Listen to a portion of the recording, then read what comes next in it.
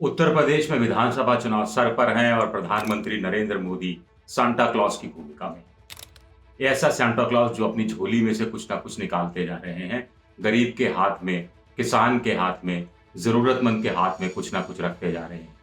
उल्टा कुछ लोगों को तो करीब 14 करोड़ लोगों को तो झोला ही दे दिया है, झोला ही पकड़ा दिया है। तो क्या मोदी के झोले से जीतेंगे योगी? नमस्कार, मैं हूं आपका दोस्त विजय विद्रोही और आप देख रहे हैं अनकट। झोले की बात हो रही है 5 किलो अनाज की, 5 किलो गेहूं या 5 किलो चावल। ये उत्तर प्रदेश में करीब 14 करोड़ लोगों को दिया जा रहा है, मुफ्त में दिया जा रहा है। नेशनल फूड सिक्योरिटी एक्ट यानी भोजन के अधिकार के तहत 5 किलो अनाज हर महीने प्रति व्यक्ति के हिसाब से दिया जाता है, जिसमें सब्सिडाइज रेट पर पैसा लिया जाता है। 3 रुपए किलो चावल के, 2 रुपए किलो गेहूं के, 1 रुपए किलो मोटे अनाज के, जिसमें बाजरा मक्का वगैरह आता है। लेकिन ये 5 किलो प्रधानमंत्री की तरफ से दिया जा रहा है, अतिरिक्त रूप से दिया जा रहा है। और दिया भी कैसे जा रहा है? बाकायदा एक झोले में दिया जा रहा है। जोर शोर से चुनाव प्रचार करके, प्रसार करके इसका ऐलान किया जा रहा है, मुनादी की जा रही है और वो झोला पकड़ाया जा रहा है। उस झोले पर प्रधानमंत्री की पिक्चर लगी हुई है। अब होगा क्या? ये 14 करोड़ लोगों के घर ये अनाज जाएगा तो झोला तो अनाज निकालने के बाद वो फेंक नहीं देंगे, झोला घर में लटका रहेगा। 24 घंटे प्रधानमंत्री मोदी की याद दिलाता रहेगा। इस बहाने लोग योगी को भी याद करते रहेंगे। उस झोले को लोग सब्जी लेने के लिए निकलेंगे, कुछ और सामान लेने के लिए निकलेंगे। बाजार में एक झोला दूसरे झोले को देखेगा, दूसरा झोला तीसरे झोले को देखेगा। यानी कुल मिलाकर सांता क्लॉज यानी प्रचार प्रसार होगा। समझ गए आप? क्या वास्तव में झोले के बल पर सत्ता में आया जा सकता है? 5 किलो अनाज के बल पर सत्ता में आया जा सकता है? इसको लेकर तर्क वितर्क हो सकते हैं। विपक्ष कह सकता है कि 24 करोड़ की आबादी में आप 14 करोड़ को मुफ्त में अनाज दे रहे हैं, यानी पिछले 7 साल में आपने क्या किया केंद्र में रहते हुए, 5 साल आपने क्या किया राज्य में रहते हुए, जो आप गरीबों को 5 किलो अनाज तक आपने महदूद करके रख दिया है, आप उनकी तरक्की नहीं कर पाए। इस पर सत्ता पक्ष यानी बीजेपी का तर्क हो सकता है, हम तो कम से कम 5 किलो अनाज मुफ्त में दे रहे हैं। वो इसलिए दे रहे हैं क्योंकि आप लोगों ने कुछ नहीं किया और हमें मुफ्त में देने की ज़रूरत महसूस हो रही है, मजबूरी है हमारी देना। लेकिन अगर आप लोगों ने कुछ किया होता तो हमें इस तरह का काम करने की ज़रूरत नहीं होती, तो आपने क्या किया? तो ये एक तर्क-वितर्क किया जा सकता है, लेकिन सांता क्लॉज यहीं तक नहीं रुके हैं। किसानों को 2,000 रुपए की जो 6,000 रुपए सालाना अ, पैसा दिया जाता है सम्मान निधि के तहत, उसमें 2,000 की रुपए की किश्त वो भी मुनादी करके दी गई है। उत्तर प्रदेश में करीब 2.5 करोड़ से ज़्यादा किसान इसके तहत आते हैं। 12,000 करोड़ पश्चिमी उत्तर प्रदेश में जो किसान नाराज हैं, उनका गन्ना मिलों का बकाया है। माना जा रहा है कि अगले कुछ समय में ये पैसा भी दे दिया जाएगा, ये किश्त भी दे दी जाएगी, ब्याज भी दे दिया जाएगा, ऐसा भी माना जा रहा है। 5 साल से कि गन्ना किसान कह रहे हैं कि गन्ने के दाम नहीं बढ़ाए गए हैं। इस बार जब नया सीज़न शुरू होगा तो उससे पहले गन्ने के दाम भी बढ़ाए जा सकते हैं, ये बात भी कही जा रही है।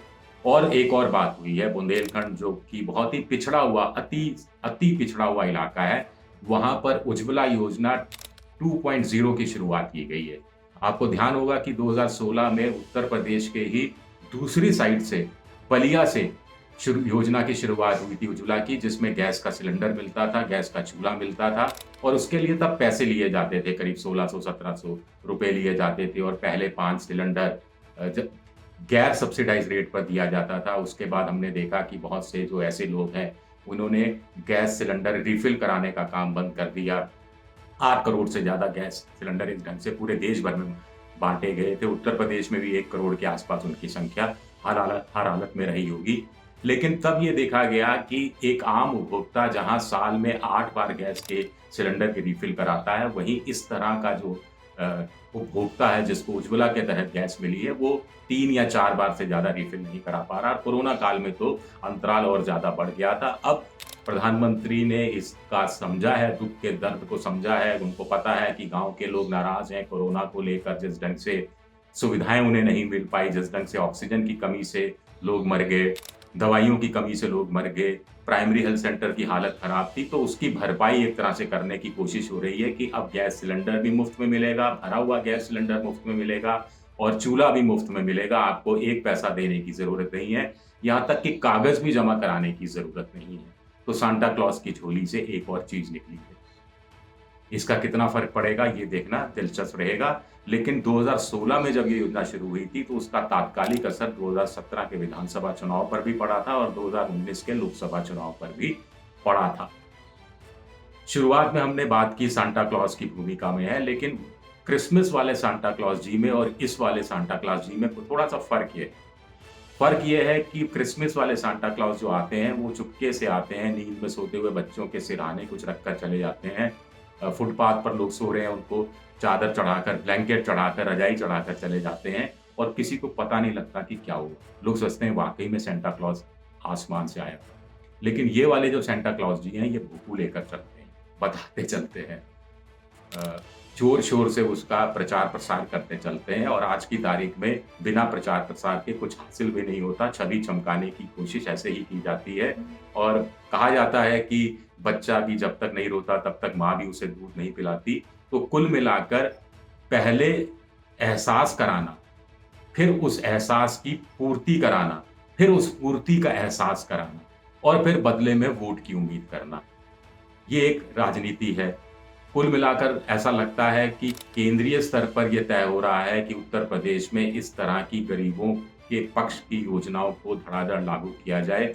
गरीबों के हक की जो योजनाएं शुरू की गई हैं, जिसने हिस्से में कुछ पड़ता है वो उसके हिस्सा उसको देने की कोशिश की जाए और साथ साथ सोशल इंजीनियरिंग, मैकेनिकल इंजीनियरिंग, जो भी केमिस्ट्री, गणित, जो भी आप कहें, फिजिक्स, जो भी कहें आप, वो वोटर के साथ और छोटी पार्टियों के साथ, छोटी पार्टियों के नेताओं के साथ, दलित राजनीति को लेकर, ओबीसी राजनीति को लेकर ये सारा गणित अलग बैठाया जाए। तो कुल मिलाकर कहानी उत्तर प्रदेश विधानसभा चुनाव की ये नजर आती है। प्रधानमंत्री आवास योजना के तहत थोड़ा काम कम हुआ था कोरोना काल के कारण, लेकिन उसको भी बढ़ाया जा रहा है, उसमें भी तेजी लाई जा रही है। इस बात की भी पुख्ता सूचनाएं हमें मिल रही है। तो अंत में फिर वही सवाल, क्या मोदी की झोली से जीतेंगे योगी, या झोली नहीं तो झूला कहते, झोला कहना ज्यादा बेहतर रहेगा, क्या मोदी के झोले से जीतेंगे योगी? शुक्रिया आपका, बहुत बहुत शुक्रिया।